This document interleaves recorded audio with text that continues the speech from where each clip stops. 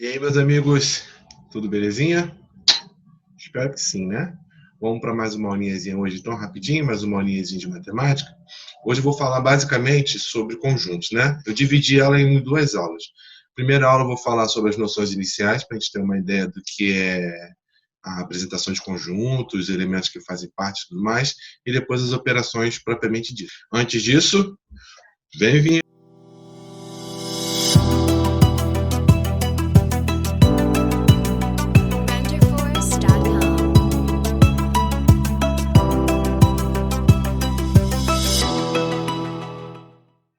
Então, para a gente começar, primeiro a gente tem que ter uma ideia do que vem a ser conjuntos, né? E aí, basicamente, conjunto é você fazer o quê? Reunir elementos. E aí a gente tem a noção de que, quando a gente fala em reunir elementos, a gente tem a noção de que a gente vai estar trabalhando com elementos que têm características comuns ou não, tá? E aí a gente tem essa noção do que vem a ser o conjunto. Por exemplo, se a gente pensar na nossa casa, né, cada um na sua lógica, a gente pode considerar como os elementos as pessoas que moram dentro da sua casa, né, para poder facilitar a noção. Ou seja, o conjunto seria a casa seria o seu conjunto, né, e os elementos daquele conjunto são as pessoas que ali moram. Né? Então isso aí caracterizaria um exemplo de uma noção de conjunto, entre outros. E nesse caso eles teriam as características comuns pelo fato de pertencerem ou não à casa. Então nesse caso quem vai fazer parte do conjunto são segundo os critérios que cada casa tem de fazer parte dela ou não, certo? Bem, a gente tem dois extremos, né? Que é o conjunto sem elementos algum e o conjunto completo, que a gente chama de conjunto vazio, cuja simbologia a gente já coloca aqui para a gente poder lembrar, né? São duas representações aqui. São as duas chaves vazias, né? E o símbolo cortado, né? O ozinho cortado, né? É, se você colocar um dentro do outro, por exemplo, pegar esse símbolo aqui e jogar para cá, não caracteriza como um conjunto vazio, tá? A gente caracteriza como um conjunto unitário, então tem que ser separado. Ou esse, assim como tem aqui a conjunção dizendo justamente para isso, tá bom? E a outra é o conjunto universo, que é quando a gente tem o conjunto todo, né? Então, você considera um conjunto, o próprio conjunto da casa de vocês, quando você pega todos os elementos ali, aí o conjunto universo seria todo mundo que está dentro dele, tá bom? E aí representado por U, só por questão da anotação mesmo, tá legal? Esse é o primeiro passo que a gente tem. Então aqui a gente tem alguns exemplos só para a gente ter uma noção. Primeiro de como é que se representa, sempre entre chaves, né? E aí a gente tem aqui um conjunto em que X é um elemento que ele representa o quê? As estações do ano. Então esse X aqui faz parte desse conjunto A, todo elemento, certo? Que é uma estação do ano. Então, por exemplo, janeiro vai fazer parte desse conjunto? Não, não pode. O número 2 vai fazer parte desse conjunto? Não, não pode. Jandi vai fazer parte desse conjunto? Não, não pode. Porque eu não, esses elementos que eu falei para vocês, eles não têm a característica, ou seja, não têm a regra desse conjunto, que é ser uma estação do ano. Então a gente conclui que para fazer parte desse conjunto que eles chamam de A, só pode ser esses elementos aqui. Você cria uma restrição, você cria a regra, então esses são os elementos do conjunto: primavera, verão, outono e inverno. Gente, a ordem importa? Não, porque o que mais importa são os elementos estarem ali. Pensa você na sua casa. Vou dar um exemplo da minha própria casa. Moro eu, meu filho Luiz Felipe, minha filha Júlia e a minha esposa, a Andréia.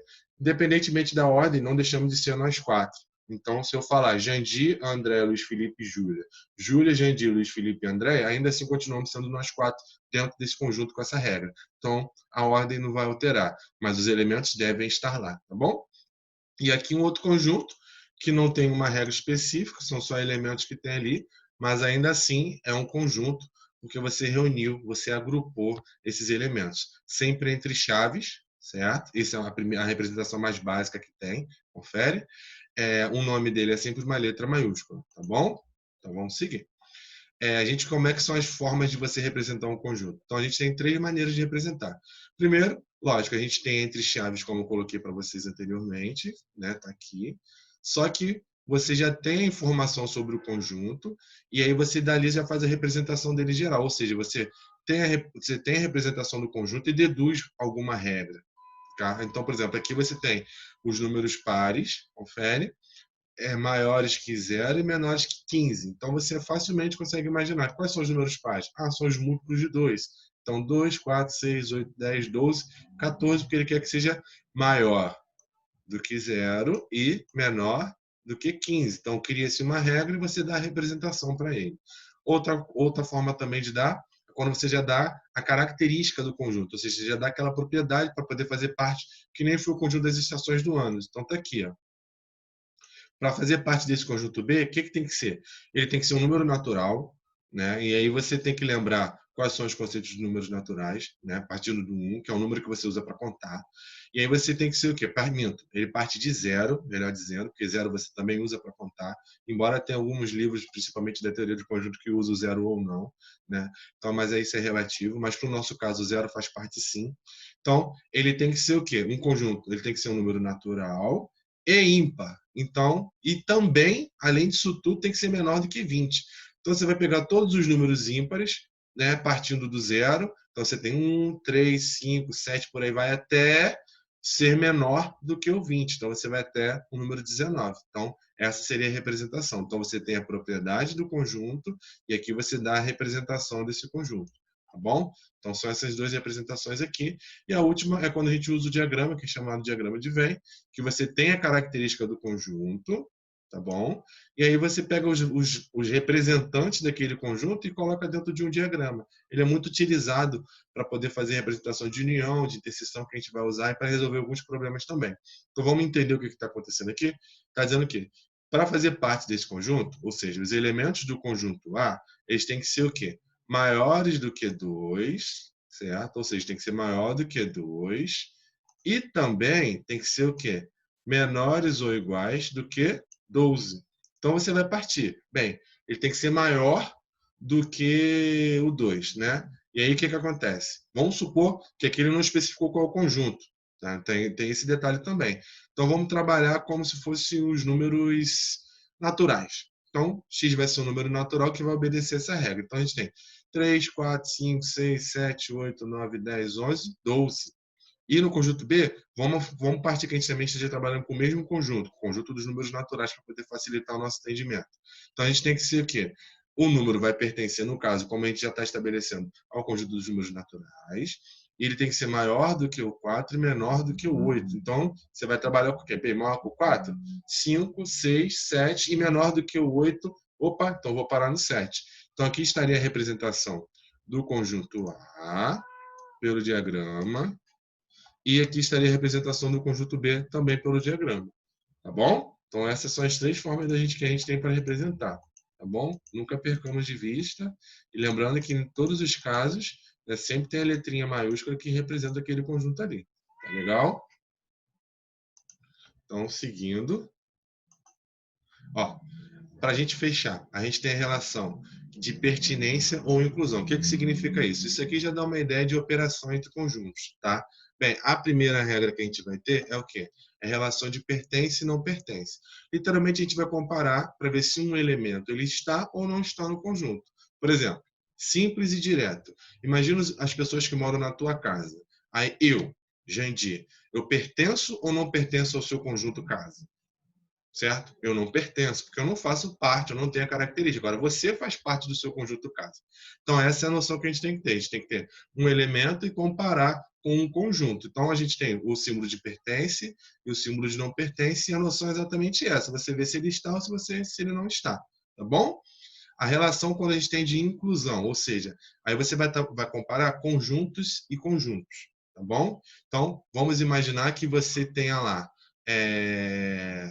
duas pessoas da sua casa, que você pode considerar como conjunto, por exemplo, na sua casa é você, seu pai, seu pai, sua irmã, certo? Então a gente pode montar um conjunto. Filhos, que seria você e sua irmã, e um conjunto pais, né, que seriam seus pais.